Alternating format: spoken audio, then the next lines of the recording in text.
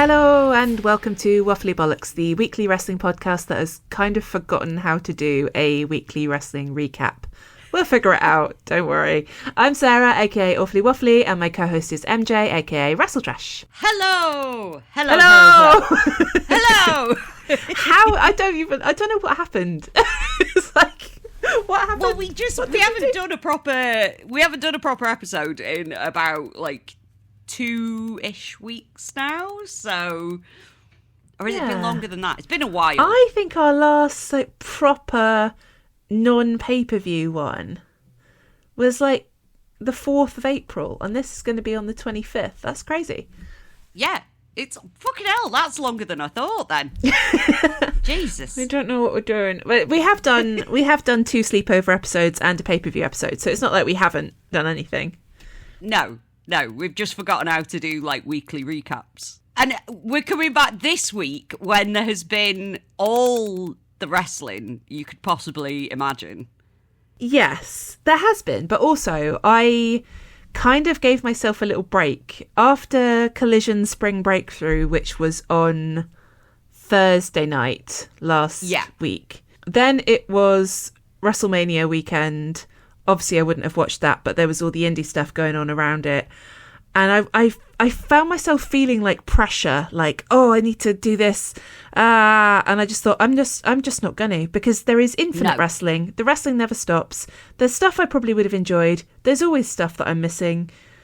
I'm just going to relax not worry about it. Don't worry about it. Don't worry about it at all. It's, you know what I mean? And the thing is, it's there if you want to watch it at some point. Yeah. If you just fancy giving it a look, it's not like, it's kind of like not like finding the results out is gonna diminish your enjoyment of it anyway. So it's fine. Like I didn't watch everything live, like, because not even I can do that. I'm not that much of a night owl. Because it was in Vegas as well, so it's like West Coast time zones fuck me up every time, because it's like there's stuff that's on at about sort of 8 o'clock in the morning. Yeah. 7-8 o'clock in the morning, because it's like midnight or in Vegas or whatever, if it's like a late night one. So yeah, I didn't, a lot of the time I didn't watch it as it aired. I watched it later on, but I did watch a fair bit of stuff this weekend. What did you see that was really good? What's worth seeking out?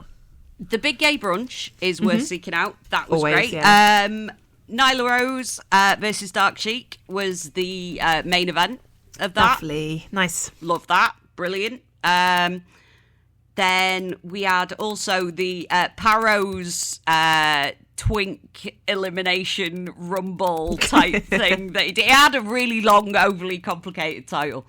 But we were playing very fast and loose with the term twink. Oh, no. But compared to Paro, I guess, like... everyone's a twink compared to Paro.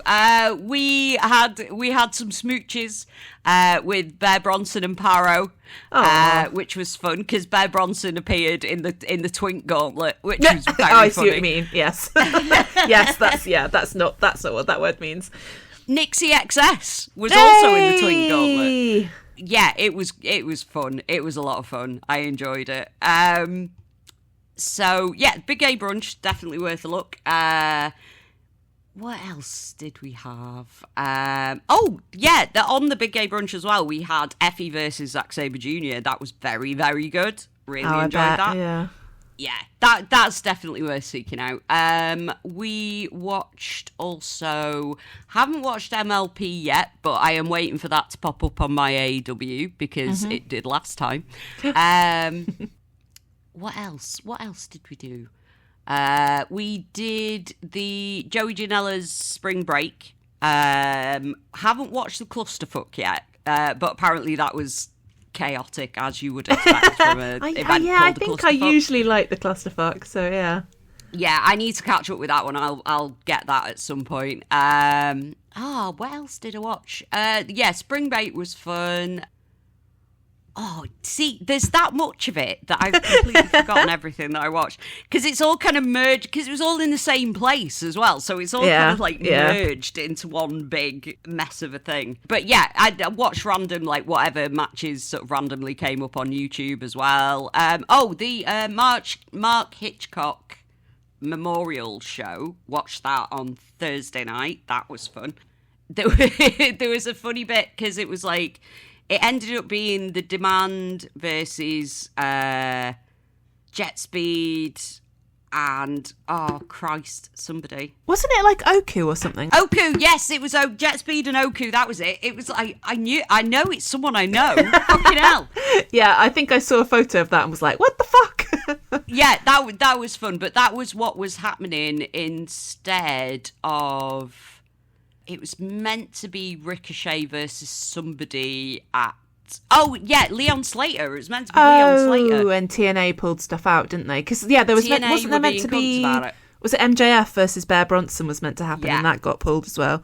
Yeah. Oh, dear. Yeah, TNA ruined everyone's week. But, yeah, so there was that all going on, but then in that match there was a fuck TNA chant. The crowd started chanting fuck TNA as the match was starting, and Mike Bailey, who has worked at TNA, was sort of like, he put his head down and pretended to give it a moment of silence, which was very funny. Oh dear. Oh, so, people, yeah. We love you. The overriding theme of the weekend appeared to be fuck the Fed and fuck TNA. Yes. So. Fuck the Fed and all who sail in her. Indeed. I have got to, I think it's up on YouTube now. I need to go and watch Brody versus Joey because we didn't watch all of Spring Break.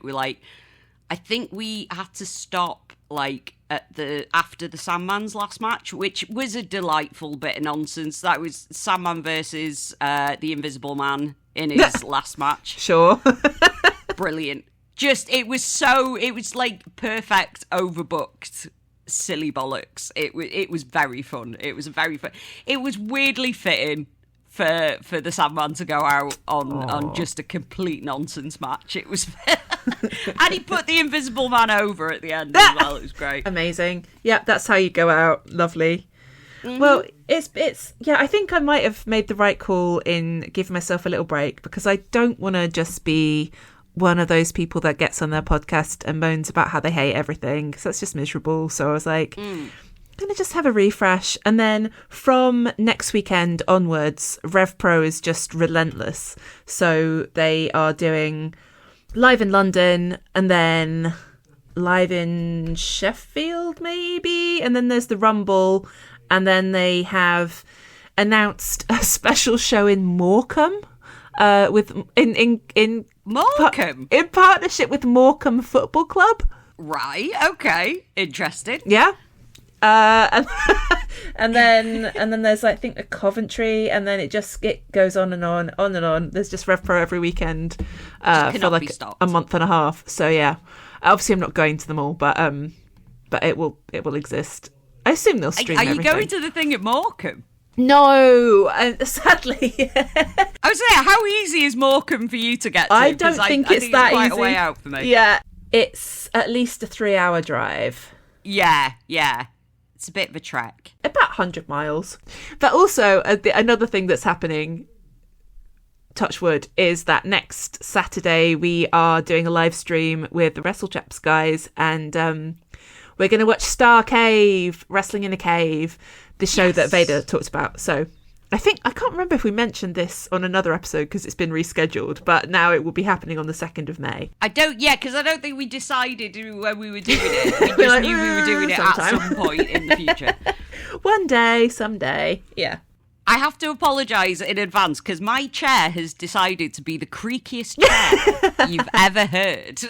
Oh, I can't tell whether, because I've got these stupid over-ear headphones now, I can't tell if you can hear them creaking or if it's just because they're on my ears that I can hear them creaking. I think it's just because they're on your ears. Okay. I can't hear you creaking. I can hear my chair fucking creaking like crazy, but... we are coming to you live from the Haunted Mansion today. Yes. This week and every week, live from the Haunted Mansion. This week and every week. There's just ghosts. Ghosts everywhere. So let's get into AEW. A lot has happened, and I think I am quite glad that we had a bit of extra time to digest, because I think if we had recorded like 2 days after the Dynamite, immediately after Dynasty, I don't know. I don't think we would have been very measured about anything that happened. No, probably not. No, because I mean, I still think it's bullshit. But yeah, I do still think it's bullshit. But it's had time to sort of settle. We've had time to process, and yeah, we're not quite as annoyed as we may have been a week ago, I think. Yeah, at least it's not a knee-jerk reaction, because so what happened on that Dynamite? It opened with a delightful backstage bit with Max showing up to work, bragging about still being the world champion because he kicked out of the one-winged angel, while Renee Paquette desperately tried to tell him that he had a match right then against Darby for the title. And she did a delightful Roddy style, Max! to get his attention, and it brought me great joy. Yeah, that was great. They'd done this whole thing with him saying, I'm the champion and now I'm not going to go on the internet for 3 days. I'm going to be off grid. I'm not answering my phone, which I think was maybe a little bit unnecessary and strange, all in service of him showing up to work not knowing that Andrade had lost to Darby and that Darby had called his shot immediately. Yeah. So he marched down to the ring, said, not doing it. I didn't know. I'm not prepared. I'm injured. I'll sue AEW. I'll sue the fans. I'll sue everybody in the building. Darby did a big tearful reply in which he made several claims that just seemed a little bit strange. Said, I taped posters all around this city for tonight's show. Did you? Why did you do that? Weird. Sure. He climbed Mount Everest. Oh, great. No one fucking asked you to climb Mount Everest. Yeah, literally nobody asked you to do any of these things, Nobody Darby. Else, you can't just do these things and then say that entitles you to things. It doesn't. Yeah. But he blathered on, and then Bryan Danielson popped up out of his seat, bless him, to say, Tony Khan agrees it's not fair to make Max wrestle completely unprepared. So you don't have to wrestle now, but you will have to wrestle in the main event. And they said if he refused to do the match, they would strip him of his title. Right. This is the thing. They were really trying to force me to feel something.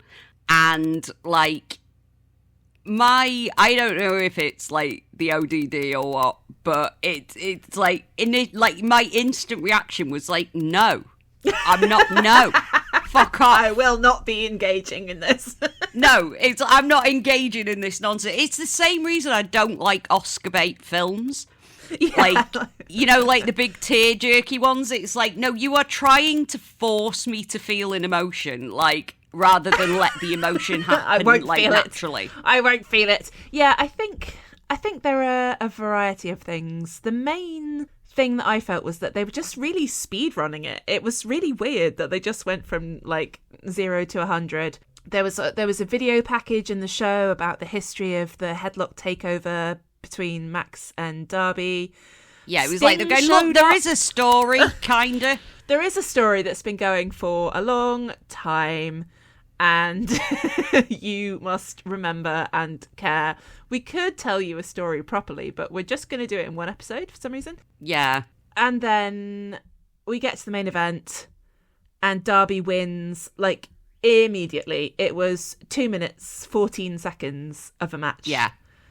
You mean to tell me that MJF went through Hangman and Kenny just for Darby to win like that? Like, I would have minded, but I would have minded less if there'd have been an actual fucking match.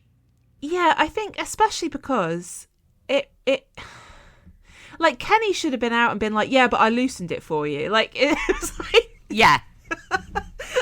Like, was for real? I don't know what we're supposed to take from this. I guess that Darby had managed to surprise Max. He was unprepared, and he'd had just another match, so he was already beaten down. But in that case, like, it could have been anyone. It could have been anyone. I'm just, they're trying, it's like, stop trying to make fetch happen. That's how I feel about it. It's like, you're trying to make me have feelings about Darby Allin, and it's like, I refuse. I don't understand why we're doing it at such a weird tempo. I feel like there's going to be more than one title change between now and All In. I think that's what they're doing. I'd be happy for that to be the case. It just felt like they just tried to cram. It felt like they had just realised that somebody wasn't going to be there. But I saw people on Twitter being like, well, we know that Max has been going off to film a film, and he's like, nope, no, I'm not. So I don't know why this had to happen. No, strange. No, I don't particularly. It's going to be another one of those, like, the way I felt about, like, Joe and Hangman. And it's like, if the objective was to get the title on Max, then just have the match with Max, like, it rather than go, like, via Joe.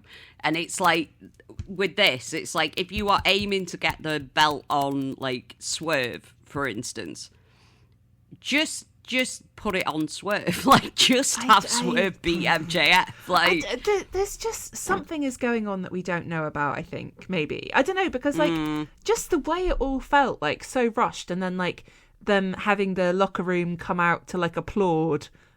It was just weird. I don't know.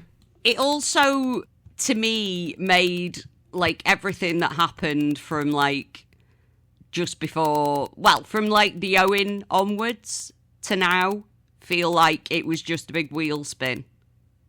Just till we can do the thing that we wanted to do in the first place, which is put the belt on Darby. But if that's the case, like, Darby's been back from Everest for a while. Like, we could have done it. We could have done it properly. In theory, the idea of the belt changing hands unexpectedly on a random Dynamite is something that I love, but this just felt really weird because they were signaling it so it wasn't like a crazy surprise. They were just signaling it really obviously, but only in this episode. I don't get it. It was like they were laying it on with a fucking trowel, and it's like the one way to make me just tune out of something is like to make me feel like you're trying to force me to feel a certain type of way, and it's like my brain will just go, no, fuck off. Just no. And we don't need to go over everything about Darby again, but there are reasons to not like him out of character, which the thing is, I don't think I like him in character, because in character he's just like a horrible little dickhead who drugs people and crashes cars and sets people on fire, and in reality he seems to be worse, and it does affect my ability to enjoy it. I don't know. I will refer you to the most recent I think it's wait, let me actually get my facts. Most recent one, unless they put one out since. I'm not sure. I don't think they put it out yet. So I will refer you to the most recent episode of Wednesday Night Fake Fights for a deeper explanation of why we don't feel happy about that. I feel like that was the mic drop. Yeah, I don't think either of us could have put that any better than they put it. So wonderful. So fuck that. So once again disengaging from the title, I guess, but then this week, MJF, who is calling it the Seattle screw job and claiming that he needs like the FBI to investigate and all kinds of things, which I thought was very funny. He is being an absolute baby about it, and I am here for it. Love it. Love that. Then MJF had a in-ring promo off with Kevin Knight because he was calling out Darby to come and hand over his belt immediately. And instead, the Jet wandered in to talk about the TNT title, and now they are going to have a match next week for the TNT title. Yeah. And like everyone's going, I hope that Max wins it, kind of thing, so they can do title versus title. I'm like, I kind of don't want that. No. I kind of don't want that. No. Because then there's a very distinct possibility that either Max or Darby will be a double champion, and I'm just not. No, I don't want that. What I want is for Max to lose and us finally get Crash Out era Max. Continue crashing out. Please. Yeah, that's what I want. Like, we had a little bit of it. It is very fun watching him have a little tantrum and kick his little feet. I love it. Yeah, it's great. We want more of that. More Crash Outs, please. Thank you very much. Yeah, and Crash Outs on camera. Like, no disappearing this time, Maxwell. Yeah, stay, Max, stay. I do need to slightly have a bit of a question mark. Like, I don't think Kevin Knight is a racist or an anti-Semite, but I do think he, for some reason, strayed into a bit of anti-Semitism when he was insulting Max, and I'm like, I wish you hadn't done that. Don't maybe not with the big nose. No, shall we not? Yeah, maybe not. I don't think that he'd even crossed his mind, to be honest. No, probably not. But it's one of those things where you're like, can we just be a bit more careful? Yeah, it was one of them where I was like gritting my teeth a little bit, like, no, let's not. Yeah. But then also, Kevin this week has contributed to my echolalia because he kept saying Jet 2 belts. And I'm like, nothing beats a Jet 2 fly holiday. I couldn't figure out what that was doing in my brain, but yeah, I think it was going there. Yeah. Jet 2 fly holiday. Jet 2 fly holiday. And the other thing that I do want to see more of from Max, please, if possible. In the main event of Dynamite, Darby was wrestling Tommaso Ciampa, and when I think Darby was already out, maybe? He was, yeah. Max just came out to yell and get in the way. And I thought, this is also a fun thing to do. Let's not give him 20 minutes to talk all by himself. Let's just have him pop out where he's not meant to be and be a gremlin. That would be fun. Let's do that. That's nice. Yeah, I'm into that. I liked that. On his way past, Ciampa gave Max a little kiss at Max's face. It's like his eye was twitching. I was like, this is acting. I do appreciate Ciampa and his dedication to giving everybody a little kissy. Yeah. Relatable. I just turned up, was like, I'm just going to give you a little kissy. Just going to give everyone a little kissy. I actually, in all fairness, like, that it was a decent match. Oh, it was fine. It was fine. It just Darby doing Darby things. But Ciampa was really fucking good, and I enjoy Ciampa a lot, so it was, It's fine. It's fine. It's fine. But I was, like, most of the time just sat there rooting for Ciampa to win. Yeah, it's like, go on, it'd be funny. Just do it every week. Do it every week. Be bants. Put the title on everyone. Like, give everybody a 1 to 2 week title run. It'd be bants. It'd be great. Bants. Proper bants. It would. Make it the banter title. We've had 3 episodes. And every episode has just had at least one fucking video package about Darby. Is he gonna die? What is going on? Is he retiring? It feels really weird. It does. Yeah, more fanfare than anyone else than anything has ever gotten. Like when they've won the title, it's a bit like. Again, it feels like you're trying to force me to feel something that I absolutely do not and will not. Like, maybe I don't fucking know. Maybe they're just trying to stop him going. I don't know, go into space and jump on a skateboard or whatever fucking shit he's going to do next. But next, actually, Brody King has put out a challenge to fight him next week, I guess. So that'd be nice. And put the every title week on Brody. Every time they do this, I'm going to be rooting for the person that Darby is inevitably going to beat. Well, we were hoping for that, we were like, put the title on Bandido. Like, we wanted these hot potato title changes. So to do it, but Brody would be an amazing person to put the belt on right now. Please do that. Yeah, for sure. And I'm like, I think I am especially, like, even more now. I am like, put the belt on somebody else immediately.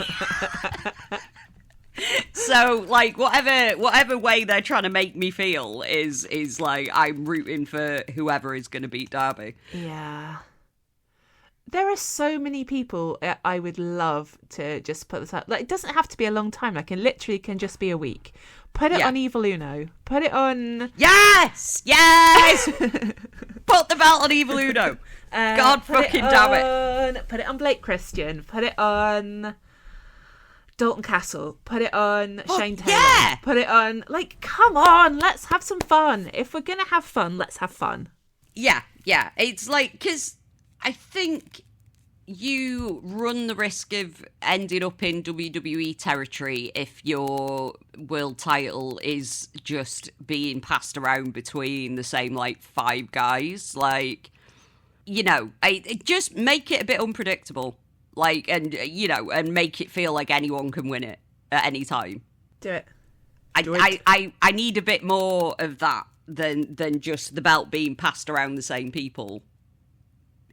Like infinitely, like, yeah, because this is what they. That's I mean, what Darby they do is a new person, but it's not one that I wanted. I don't understand why the internet has been saying for such a long time. Like when Hangman had the title, everyone was like, the plan is Max and then Darby, and I don't know how they knew that, but I would like to opt out of hearing about it because it makes everything feel miserable. Yeah. Well, that was the thing. It was because they wanted to put it on Darby at, like, All In last year, and they couldn't do it because he fucked off up a mountain. But it's like, especially if Hangman comes back heel, it's just going to feel like the past, like, nearly 12 months just didn't really mean anything. Well, do you know what I mean? It means anything because it's wrestling, but well, yeah. But I think because there is this thing of like, it's not the Fed. We do have the fuck ice chance. It is something different. We want to feel like, listen, we live in a world where the worst people on earth are super rich and super powerful, and it's fucking miserable, and there seem to be no consequences for any of the evil shit that they do. And we're like, can we come to our little fantasy place and have good things happen for good people and bad people get their comeuppance, please? And instead, we don't. It's like, we need the fantasy, please. Yeah. I really hate this, like, preordaining thing that people have started doing. And it's like, oh, well, this is going to happen, and then this is going to happen. Are they hearing something? Like, is someone leaking something? I don't understand how. Sometimes it what comes the process from, like, is. people just extract what they want to hear from, like, things like Dave Meltzer's endless rambling. Dave Meltzer should not know things. Don't tell Dave Meltzer anything. That's basically what it is. It's like people just cherry picking what they want to hear out of, like, things that Dave says and making a narrative out of it. But then, you know, what they are predicting is coming true, which is just like, that's just miserable. I hate it. Like, I hate it. I want to be surprised. And I don't feel like I could have been surprised because people have been saying for at least 6 months that the plan was Max and then Darby. Yeah. Also, the kind of, like, the fanfare is pissing me off slightly because it's like, it's almost like, it's like you can tell who the booker's favourites are because he actually books them like he gives a shit. And it annoys me. But Orange Cassidy used to be his favourite. What did he do? Orange Cassidy, what did you do? Why doesn't Tony love you anymore? And have you considered grovelling? But the thing is, it shouldn't work like that. No, I know. It should not work like that. It should be. It's like, you know, it's like it shouldn't work like that. It shouldn't be so obvious who the boss's favourites are. Like, stop it. Because it's like he actually books them like he gives a shit when it's one of his favourites. So I'm just gonna not pay that much attention to the men's world title picture at the minute because it's just deeply uninteresting. Do you know what it is? They cancelled Rampage. And I want my silly little Rampage B stories. Yeah. That's what we're missing now, is that the just total refusal to book anything that isn't around a title. Yeah. So we're kind of missing those little sort of side stories and things and people on side quests and shit. Like, I'm missing that very much. Yeah. Like, because it is almost like if it's not booked around a title now, then it, you know, it just doesn't get on telly. I was kind of wondering this, though, because, like, for MJF right now, what does he do now? Because he was champion, and now he's not. So how do they book him in a way where it's not just, like, trying to get the title back? Because that just doesn't seem very interesting to me somehow. No. I mean, I guess someone like Jon Moxley is where we should be looking in terms of, like, he was the champion, now he's not, but he's up to other shit. Yeah. Whereas, like, Mox has, like, since losing the title, managed to keep himself on telly pretty much every single week. Like, I'm sure Max will figure something out. I'm sure he will. It's just, I just wonder what the procedure is. Yeah. For making wrestling stories. Yeah, I'm not entirely sure myself, actually, with that one. But it's almost like, yeah, I'm sure they will find something for Max to do because, like, Max tends to draw ratings. So they will do what they can to keep him on telly. I guess we'll see what that is. Well, because that's all that seems to matter now. But it's so backwards because anything can draw ratings if you create a good story that people want to watch. Yeah. Anyway, bygones. Collision's spring breakthrough last Thursday, opened with Cope coming out with his shiner to say that he and Christian have accepted that they can't challenge for the tag belts again. And I just immediately zoned out and started looking at my phone because I was like, oh, fucking hell. And he, like, was calling out FTR and I was like, there is nothing I want to see here.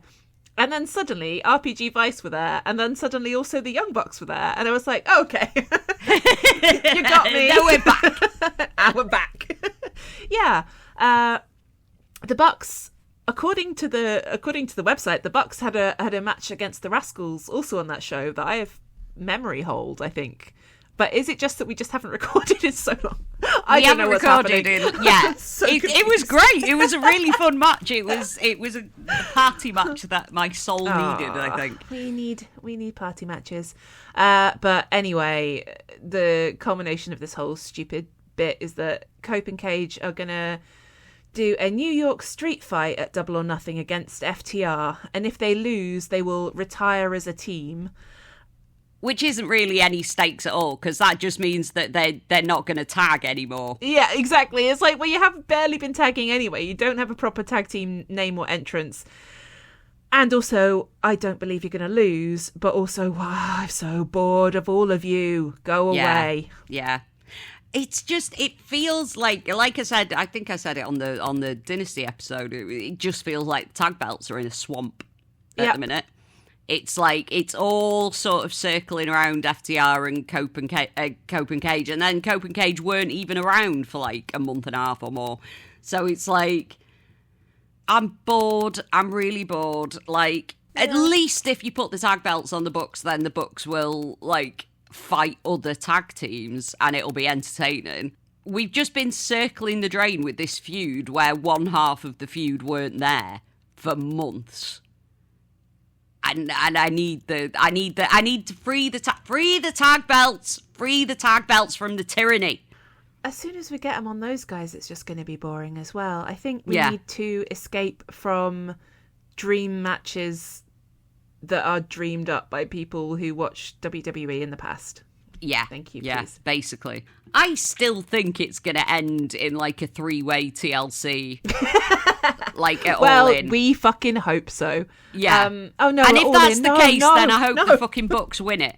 I don't wish for that. I don't wish for that because if we're gonna have to do this match, we did this match at Dynasty. We're gonna do this match at Double or Nothing. If we're gonna do it again and again, no, veto, veto. No more. I'm all right with it as long as the Bucks win. And then the Bucks will face other tag teams because there's a whole fucking division there, and half of them are doing shit on Ring of Honor because we've got the tag belts stuck in a swamp. Yeah, bad times. Fix it.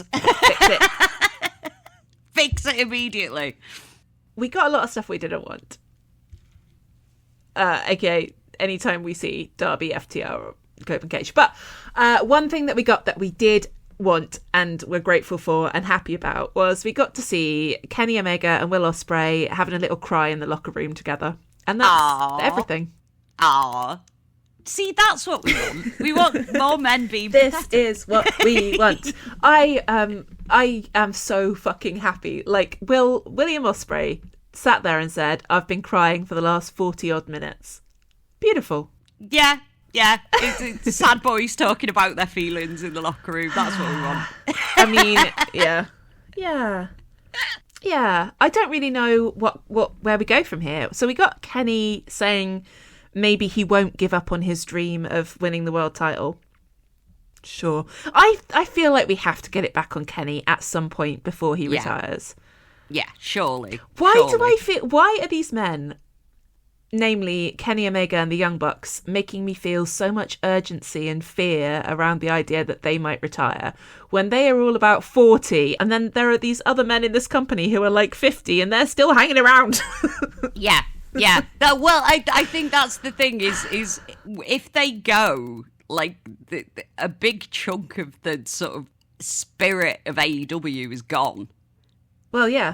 And it's like, that's why it feels more urgent. Yeah. Because, like, we don't know how long we've got with them.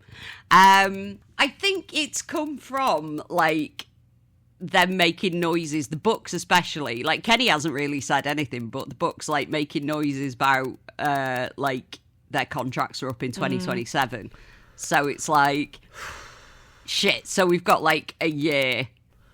Well, get they must titles be then, because they all re-signed at the same time. So presumably, because they had this whole thing about like they were all going to do everything together. So presumably they all signed the same contracts. Yes, them and Hangman all signed, re-signed at the same time. Well, that's a whole new thing to feel sad about. Thing is, it's like, if they want to retire, then fine. That is, you know, if they want to do that, okay, that's fair enough. But yeah, if they're not going to be around at all anymore, that's going to be depressing. Like, well, the Bucks have been saying they're going to go and like form their own indie company in California or something. So who knows? Who knows what will happen? Might end up with a new favourite wrestling promotion. Who knows? Yeah. Okay, I'm pulling myself back out of the swamp because there is something I was kind of interested in, which was on Dynamite, Will Ospreay had a match against Dunkzilla, who has replaced the Dunkzilla on his pants with just the word dangerous. Yeah, dangerous Matt Davis. He'll always be Dunkzilla to me. Yeah. And I was thinking, Dunkzilla should fucking win this, especially when he did that fucking horrendous pile driver on the apron. And then he did, because Doc Sampson came out and stopped the match and said, William Ospreay, you may no longer compete.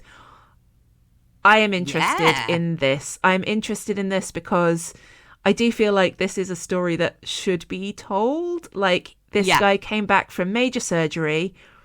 He's come back too hot, too fast, and he's going to get himself in trouble, and he needs to fight from the bottom up and maybe change up his style a bit and rediscover himself and go on a little journey. And I would like for William Ospreay to tell us that story, please. Yeah, definitely. Yeah, I mean, because it does make sense. Like, he's been out for the best part of a year. And neck surgery, it's not like it's a minor thing. Like, it's a big thing. Like, so it would make sense that he comes back a little bit rusty and a little bit, oh shit, I can't do the stuff that I used to be able to do kind of thing. So, yeah, it's far more interesting to me that than just coming back and being brilliant right from the start kind of thing. Like, I think we do need to go, like, if again, with the annoying preordained things, but if it's like, if the goal is Will at Wembley, then we need to tell that story to make it worthwhile. Yeah. If you do this in a way that is really satisfying and makes me really root for him to win the title at Wembley, then I'll be happy. Exactly, yeah. And unlike what they did with Darby, where it's like they were trying to cram all the you must root for this man thing into one thing, like one episode. You know, if they'd have done this journey with Darby, it would at least feel slightly more satisfying, I guess, in a way, even though I'm not particularly struck on the idea anyway. Like, I mean, at least if there was that journey, then it would feel like it, you know, it was logical and it made sense, but whatever. No, we just have to ignore him. But to make things more interesting, at the end of the match, Dunkzilla went to just kill Will a bit more, just to like fuck him up a bit more. But Marina Shafir and then the other Death Riders all swarmed around the ring, and Mox was like, no, put him down. And then they carried him off. First, Yuta and Danny were like holding him between them, and then Claudio just slung him round his shoulders and walked off. That was interesting, yeah, because everyone's like, oh, he's been kidnapped. And it's like, I think the Death Riders are going to help him. Well, yeah, I'm interested because we don't know. Are they going to put him in a dungeon? Are they going to put him in a dungeon for his own good? Yeah. Is he going to become a bad boy? Is it going to be heel Ospreay at Wembley? I don't know. I doubt they'll do that, to be honest. But it's like, also, I like the idea of, because like the Death Riders are more ground-based, more grapply, more... Yeah. It does make sense because Will's like a flippy boy, and it's like, you can't keep doing that. Like, you're gonna kill yourself. But now I'm picturing Will with a chain around his ankle being forced to fight the Death Riders in their dungeon. I want to see it. They're like, no, you can't. Like, it's like, that chain is not long enough to allow you to get on the top rope, so you've got to fight on the ground. I think that could be it, though, because then if Will's style changes to a more ground... I'm not saying he's going to stop doing the flippy shit completely, because he's Will, and he obviously won't. But I like the idea of them teaching him, like, oh, no, you can do it this way, kind of thing. And then it makes the transition from being, like, a high flyer to a more ground-based wrestler. It makes it make sense in story as well. Yes. Yeah, I was going to say, that would be nice. I don't know if I like the idea of the Death Riders as a benevolent force. I don't think they should be, but yeah, maybe there's some way to do this in an interesting way. But their whole thing is, they don't need to be faces to do this, because their whole deal is making everybody as good as they possibly can be.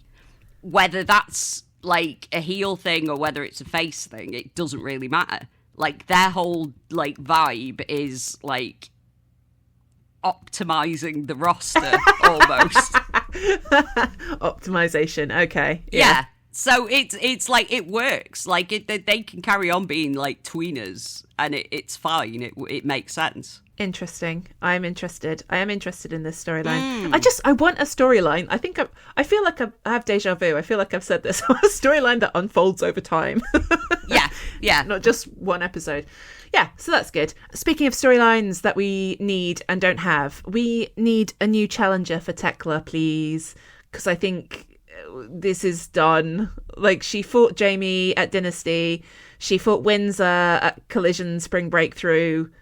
That's over now. Let's move on, please. Yeah.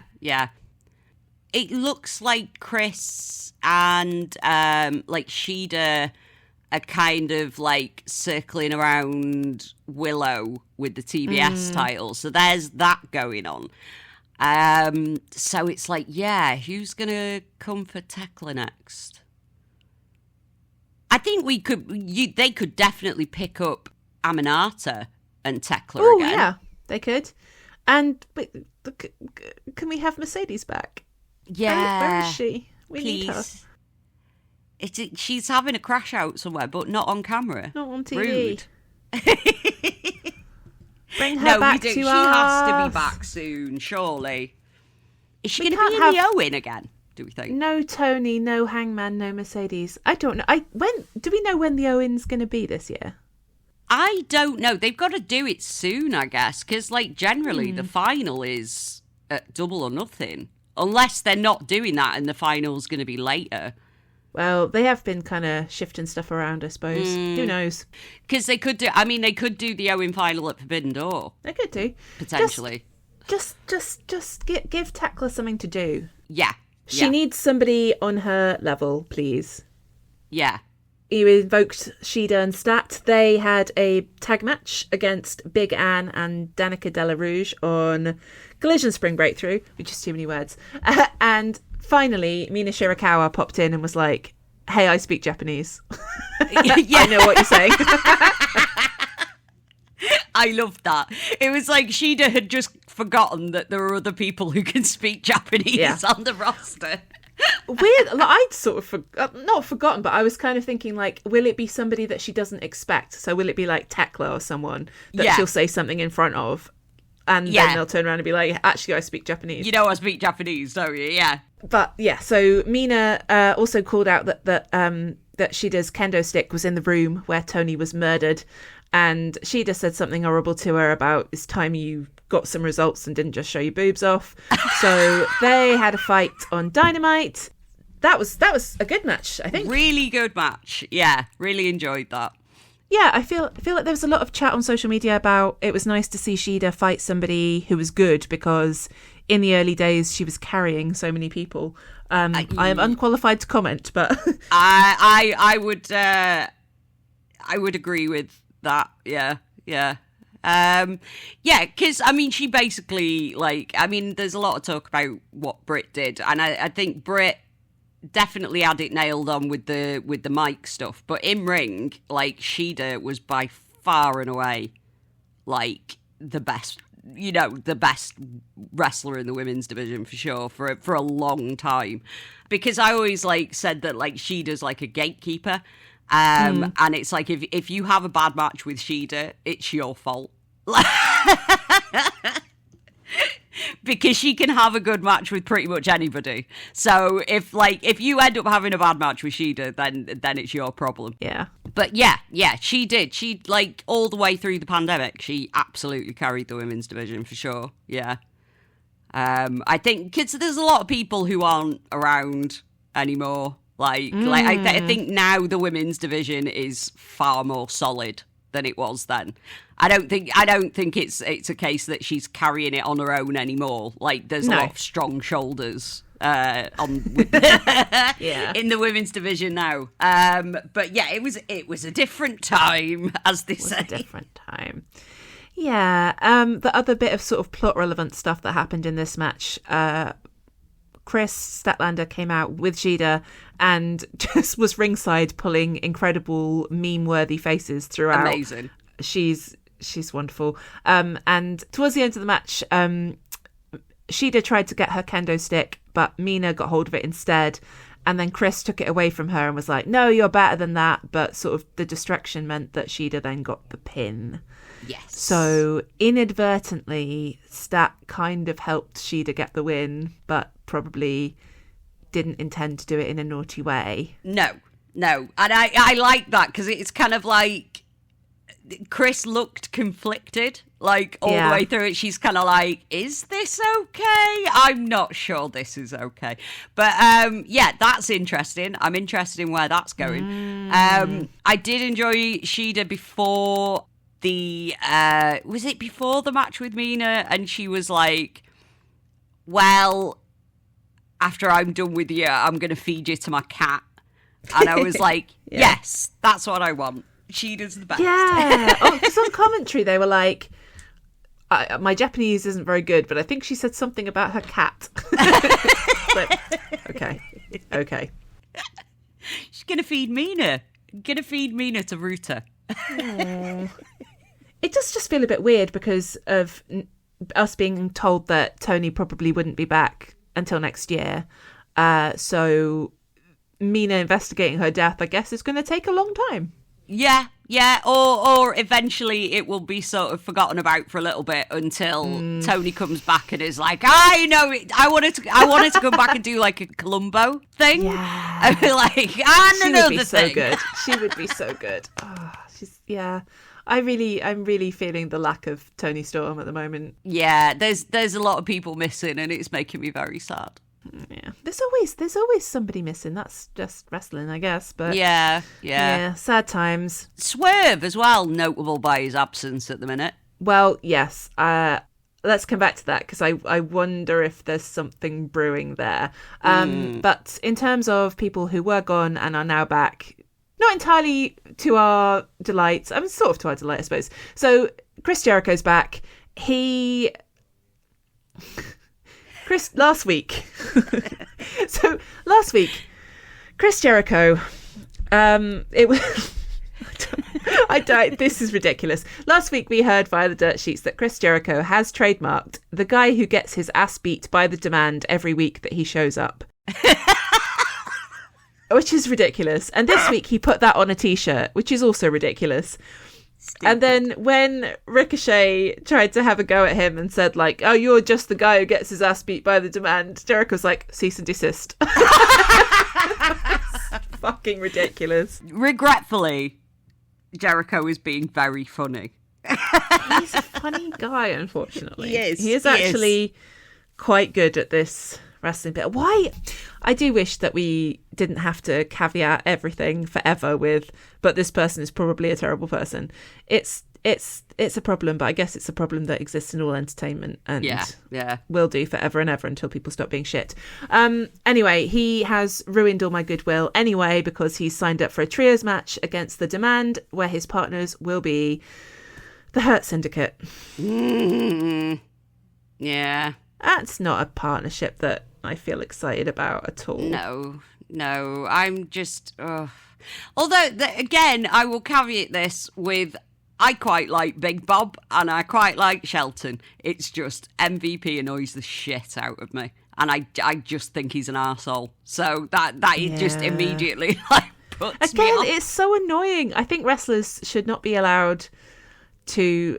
Maybe kayfabe does need to come back. It's like, I never want to know anything about you fuckers out of character. But then all that happens is they just do bad shit in secret. So there's no winning. No, unfortunately not. Whoever wins, we lose. Yeah. The man annoys the piss out of me.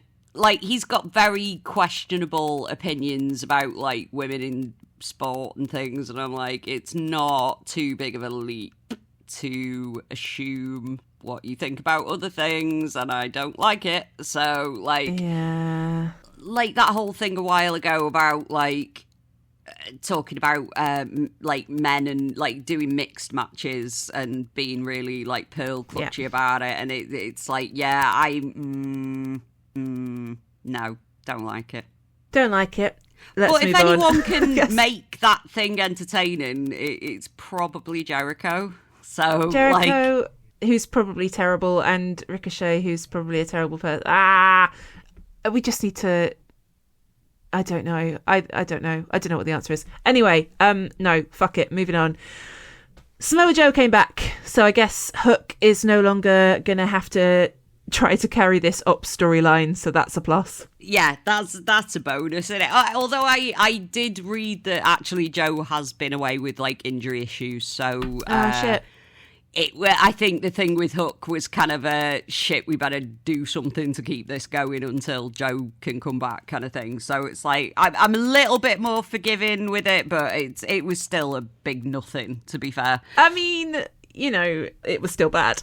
Yeah. Oh, no, it was still bad. It was like they should have done something else, but, like, at least Joe's back now, so we can stop wheel spinning on it. But Joe came back looking great. Yeah, he had a match against Cody Chun, and that was really fun, and he did a very nice walkaway spot, and it was Gets me every time. Gets me every time, that fucking walkaway spot. I hope Samoa Joe has come back to be fun and not boring. Like, the most interested I've been potentially was when he was pretending to be, like, a very corporate champion, where he was like, I'm going to have a board that decides my matches. Do that. There's something fun in there about being the boss of the ops, and, like, trying, I don't know, there's something, but I don't know. Who knows what he's going to do? Yeah. Who knows what he's going to do? But at least poor Anthony Bowens might get out of limbo now. Fingers crossed. Yeah, because he deserves better than that. Anthony Bowens is so fucking good. Like, let's do something, please. Let's do something. This brings me to a section I have titled My Demands. Which I only have 2 demands. I thought I had more demands. I guess my demands are, as always, more women. Get a woman on commentary. Give us more women's matches. But my first demand this week is let Lio Rush be spooky. Yeah. He is being spooky on TV. Yes. He had one of my instant favourite matches of all time, potentially, against Pac on last week sometime. Collision Spring Breakthrough, say my notes. I believe that must be true. Yes. Oh, Pac played this so fucking well. Brilliant. It was kind of like that. I am pretty sure he's not a man that's been possessed by some demons, but also I'm keeping my distance just in case he is possessed by demons. Daniel Garcia's terrified face was wonderful. There was a bit where Lio Rush sprang at him like a demon, like an absolute demon out of hell, the way he just like seemed to fucking levitate. It was weird and creepy and wonderful. And then Daniel Garcia seemed to think that he had the ability to create holy water and was just flicking water at him out of a water bowl. That fucking killed me. It was like, Danny, no. Danny, that's not holy water. That's just your drink. It's just, no, that's not how. Maybe all the water backstage at AEW is blessed. Who can say? Yeah, maybe they're a resident priest and blessing all the... Maybe they will. Maybe they will now Leo's there. Maybe. But what I don't like about the Lio Rush thing right now is commentary. And I noticed this on Ring of Honor as well from like 2 weeks ago that I finally watched this morning. Commentary insist on being like, well, he's clearly doing this to put his opponents off and, we don't know what's going on with him. And it's like, yeah, we do. He's possessed by a demon. And can you stop pretending that he isn't, please?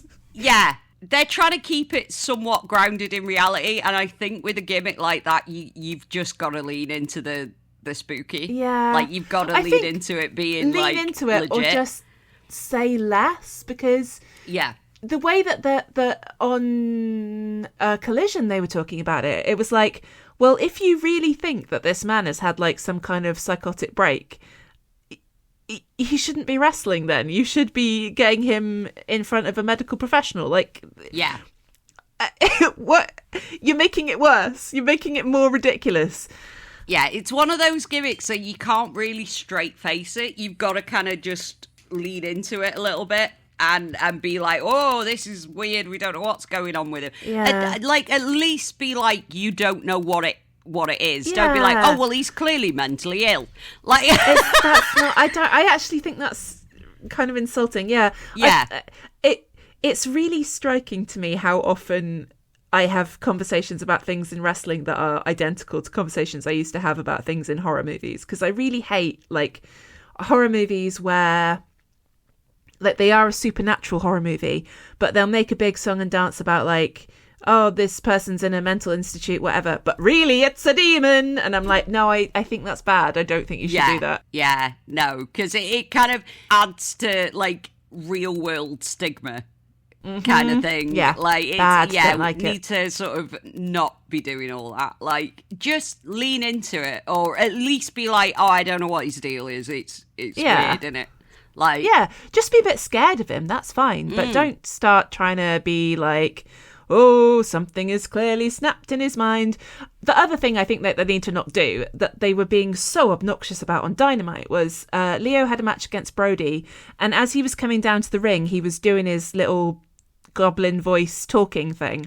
And Tony Schiavone yapped all over it. Yeah. And when he stopped talking, Excalibur was quiet, letting it happen, and Tony was like, Excalibur. It's like, oh, shut up, like, we're trying to hear what you're saying, like, why are you talking through this? Sometimes they're so good at just letting something breathe, and then other times they're just not. It's like, if there's stuff that we're meant to be hearing as he's walking to the ring, shut the fuck up. Yeah, I feel like, when Dalton Castle does it, I feel like Ian and Caprice don't yap all over that. Like, let us hear it. What's the problem? Yeah. Especially because some of the stuff that Lio was rambling about was about the house. It's not his house. It was never his house. Yeah, so it informs the match as well, and what he's thinking and things. So it's like stuff that we want to hear. Like, if they're not giving him promo time to come and say spooky demonic things, that's the only time he has to do it. So let us fucking hear it. Yeah. Just let it breathe. Let the thing breathe. Like, yeah. And don't be like jumping all over it on commentary trying to rationalize it. Like, just be calm weirded down. out by it. Like, that's just what we're going for, is making people unsettled. So you be unsettled, because that kind of then guides the audience into how they should be feeling about it as well. Yeah. I think initially as well, though, when he was going on about, that the house, it wasn't his house, I assumed he was talking about the House of Black because he was fighting Brody King. But someone else caught another line where he said, he burnt the house down, but the foundation is still warm. So is he talking about Hangman? What's he talking about? Is he talking about Swerve's house? Yeah, that's... Question mark? What does he mean? I'm interested. Let Lio cook. Come on. Yeah. That's basically it. That is, yeah, the main demand is let Lio cook. Yeah, and just that's my main demand. Lean into it. Please. I love spooky shit. Let us have it. It's so good. I love it. So that's my main demand. And then my secondary demand is a smaller one, but please may we have Orange Cassidy versus Blake Christian, please. Yes. Yeah, that would be fun. Yeah. Because there was a trios match where the conglomeration fought the Lethal Twist, and all the stuff with Blake and Orange Cassidy was a delight, and I just want more. More of it, please. Yeah, thank you very more, much. Please. Because I think we may have previously demanded Pac versus Leo, actually. And if we did, I don't know if we did. But it feels like something we'd demand. I think we did. It was great. It was brilliant. So yeah, it was. Yeah. Do more things that we ask for, please. Thank you very much. Yeah, please can you just do more stuff that we like? We'd really like that. Yeah, that'd be good. I would like to see more Blake Christian in general. Yeah. On telly, because he's so fucking good. He is really good. He's really good. And also, when I was doing my Ring of Honor semi catch up, seeing lots of Jordan Oliver was making me happy as well. So let's do that. Buster in the Brain, lots of Buster in the Brain on Ring of Honor. Yay. If you're not watching Ring of Honor, you should be watching Ring of Honor. I know, for real. I haven't been watching it, and then I watched it, and there was Lio Rush had a match against Nathan Cruz that was really fun. Yeah. What else did I get? There was Commander. There was lots of things that were delightful. There's an episode that was on last night as well that I need to watch, and I know Davis is on that. Yeah, apparently someone said that it wasn't working earlier, so maybe it will be now. But yeah, to go back briefly to Lio versus Brody, I did kind of think Brody maybe should have been like the final boss for Lio, because I would have preferred to see lots more people be super freaked out by Lio. And then Brody King's just like, I've lived through this fucking creepy demon shit. I'm not having it. We could have done with a bit more. But at the same time, I'm like really chuffed that Lio is on like Dynamite, which means that they're giving it a chance. Because if they didn't have any faith in it, then it would probably still be on Collision and Ring of Honor. I'm so happy. Like, I loved it so much when he did it at Rev Pro. I loved it when he did it at Progress. It's just something different. Because I don't need, like, this is the thing. People who are trying to steer AEW into this all very serious sports-based, like, stuff all the time. It's like, it's boring. It's boring. Yeah. You've got to have a bit. The whole thing of why AEW was like appealing to me in the first place is that it was a grab bag. Like, it was a variety kind of box of all kinds of stuff, like all kinds of things. And it's like, I'm not really here for super serious like shit all the time. Like, I need a bit of light and shade, you know. Yeah, equally, if every single match was this, then we'd be like, yeah, this is too much. But yeah, I think letting somebody who seems like a serious guy like Pac go up against someone like Lio is really fun, because it gives us like a new way of like seeing them react to something unexpected. It's just really fun. Yeah, super fun. Let Lio be spooky, and just keep doing it, because I think some people were a bit sort of like, oh, I don't get this at first. Yeah. But then I think there's the fucking arseholes on Twitter who we ignore completely, who are like, they do want super serious shit all the time. And it's like, I worry about that. Go the fuck away. You're boring. Like, let people have fun. Let people experiment. Like, let people try new things and new gimmicks and stuff. Like, it's like, they complain when, like people sort of complain about stuff. They're like complaining about people complaining, which is another thing that pisses me off. But then it's like they do nothing but complain when something isn't exactly to their taste. I think we've been guilty of this sometimes, and I want to be more conscious of doing it. But I think something that I do find really annoying is everybody, talking about other people, like being like, oh, people are saying this and it's bad. And it's like, maybe just say what your opinion is. And don't couch it in to speak for everybody. Yeah, everyone chill out. I don't know. I think every time I log on to Twitter now, I'm like, I really wish I hadn't. I'm normally, and in my defense, before everyone comes for me for using the Nazi app, I normally just log on to be like, have RevPro announced a match yet? And we wouldn't have this problem if RevPro would have just a Blue Sky presence. Yeah, I know. It's really annoying. Andy Quilden. Andy Quilden. Oh, shout at you as well. Yeah, there's it is what it is. And Blue Sky has its faults, not least. Oh, yeah. Being fucking vibe coded by idiots and blocking everybody from Palestine. But again, nothing is good. I really miss being a child and not having to understand nuance. Yeah. Fucking hell. Like, can I drink Coca-Cola without feeling bad about it? No, I can't. So, Blair. Yeah. Do you remember on GCW when Blake Christian was doing a slightly spooky thing? I may have memory holed that completely. Right before he came to AEW, I think. And he had filmed a lot of like vignettes of himself walking into the woods, and there was a mirror, and then he had like freaky contact lenses in. Oh, I have completely memory holed this. Yeah, I don't remember that at all. But I would be spooky things. I would be good with more people doing spooky things. I like spooky things. Well, yeah, because I mean, how much of a kick did we get out of Julia Hart slowly turning to the dark side? Yeah. I miss people getting blacklisted and turning evil. That was fun. Yeah, they have gotten a bit. It's all gotten a bit safe. I want a bit more experimentation and like people doing things that you're not expecting. I just that was my favourite thing that happened last week was like the bit with like Will and Kenny. Like that was the bit of the show that actually made me feel something, which is like, and that has been thin on the ground lately. It was that moment, and it was Lio versus Pac. Basically, that's all I want. Yeah. Those were definitely the highlights of last week for me. But it's like, I miss people being a bit experimental and trying stuff out, and like.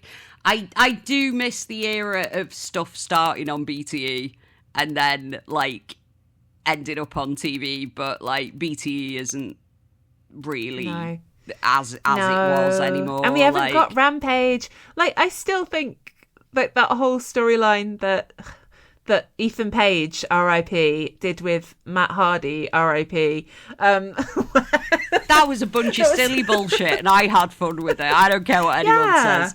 That fucking Texas Chainsaw Massacre match was hilarious. Like, that was hilarious as well. I love fun. Bring me my fun, guys. Speaking of, in our happy time section, it was Chuck Taylor's birthday on Wednesday, and so we just had a nice time of everyone posting matches and gifs and photos and remembering that Chuck Taylor exists, and that was a nice time. It was lovely. Yeah, it's a shame we weren't there to see it. But it's a shame he's dead now. Yeah. It's a shame he's dead now. Oh, yeah, that was lovely. He, somebody, where the hell did I see this? I think it was on the Tunnel Talk Discord. Somebody had seen a picture of a call sheet, and he was down as having produced one of the recent conglomeration matches. So nice. Love that. Love that. That's the thing. He seems to be quite happy being a cryptid backstage that we only see once every like once in a blue moon. Yeah. Yeah. No. It's very sad. Oh, Charles. Very sad. He just likes not being perceived. Yeah. He's like Sasquatch. AEW Sasquatch is Chuck Taylor. Like every now and again you'll see him. Over. No, actually you shouldn't. Who's your wrestler crush? And just stare at him with heart emojis in my eyes. Is there anything we haven't covered from the last week and a bit? Or whenever it was? Oh, You know what? I one of my things that brought me great joy this week was that fucking lariat with Will and Davis. And Will was like sat on the ropes and Davis gave him a lariat and just knocked him inside out. And that was great. Yeah. That match was really good. I liked that match a lot. It was so fun. And it was cool that it was an interesting way for Davis to win it. It's very rare that we do like medical stoppages. It is very rare, but I liked it. Yeah, I liked that storytelling. I'm into it. I'm interested in where this goes. Drama. And I hope that's what we just want more drama. That's what we want. Just more drama. I guess we're going to see Will chained up in the dungeon next, but well, maybe. Who knows? I want to just be told a story properly with stakes and escalation and pacing, and not just you have a belt and I will fight you for it. Yeah, you have belt, I want belt, I fight for belt. Oh shit, I won it. The end. Boring. Do something else. Boring. So yeah, let's see. I want to see what Max does next. I want to see what Will does next. I want to see what Thekla does next. I want Swerve back. I want Hangman back. I want Tony back. Yeah. I want to see what Lio does next, and I want it to be creepy as fuck. So that is actually quite a lot of things that I am interested to see, and I have been saying for a while, I just don't feel any urgency to tune in because I just don't care what's happening. So I guess that's an improvement. It is an improvement. They have at least given us some crumbs to give a shit about. just occasionally just cut to Lio Rush like scuttling around backstage and freaking out someone. That'd be fun. I would love to see some kind of interaction between him and Thekla. I don't know how we make that happen, but I would like it. Why can't that happen? Can we have a what was the reasoning behind why they had a mixed nuts match? Everybody was like, oh, it's because of something. Was it the location or? It was something like that. I can't quite remember. But I mean, why do we need an excuse? Just do a mixed match. Like the conglomeration versus the Triangle of Madness and Lio. Yeah. Easy. Just do that. We were starting to get a few proper intergender matches, weren't we? Sneaky ones. Yeah, and they appear to have pulled back a bit on that, but I am still side-eyeing the sort of the signs of complying in advance. That I don't want that. No. It's very like there's just the odd thing, but it's like You're derailing me. I was about to go into a really, really happy daydream where Orange Cassidy was going to walk around a corner and see Lio Rush and be like, nope, not going there. That's scary. And then like return around and there's Thekla. That's what I want. I want like ringside. I'm imagining this being like ringside. Orange Cassidy turns around, one direction there's Thekla, one there's Lio, and he's just like, shit. And just, I don't know what he would do. Run away. Cry. Run away. I was picturing like, you know how I said like sometimes like when Thekla first came in, I was like, I would like to see her doing spider things where she's just sort of hanging upside down on a wall in the background. And it's like, I want that, but like both of them. Just no one mentions it. Just hanging upside down on a wall because it'd be fun. Can it be? You know how Trent and Rocky were hanging out in FTR's locker room the other week because of reasons that we don't know. But I want them to be like, we need to find a locker room. Like, there's too many guys in the Don Callis family. We're just going to go and find an empty one. And then they just open a door and there's both Thekla and Lio Rush just like hanging like bats from the ceiling. And they're like, nope. Just shut that door. See, that's what I want. That's the kind of silly bullshit that I am missing. And I would like it, please. Thank you very much. Yeah. It's a BTE skit, though, isn't it? It is. And it's, yeah. It's a shame.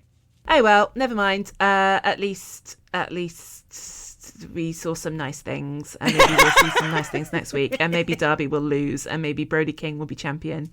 Oh, that would be delightful. And we will all chant "fuck ice" forever. Yeah, Yeah, I think my soul needs that. I think it really we need it. We need it. Tony, please put the belt on Brody. God damn it! If we're hot potato that's in in the our belt, demands.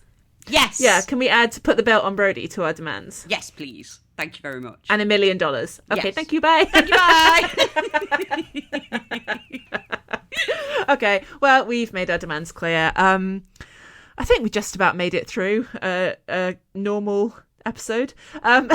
Mostly.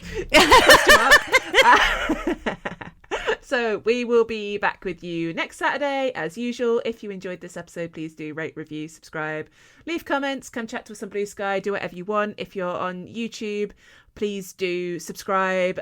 Just leave it playing in the background. That's fine. Yeah. It all counts. You can follow us on Blue Sky, wafflybollox.bsky.social, awfullywaffly.bsky.social, and russelltrash.bsky.social. You can email us at wafflybollox@gmail.com, and you can get all your Silly Graps t-shirts, mugs, hoodies, and hockey jerseys from co-fi.com/russelltrash/shop. Yes, and if you use the code BSkyBaby at the checkout, you can get 10% off. Yay! Hey! Okay, bye! Bye! Love you, bye!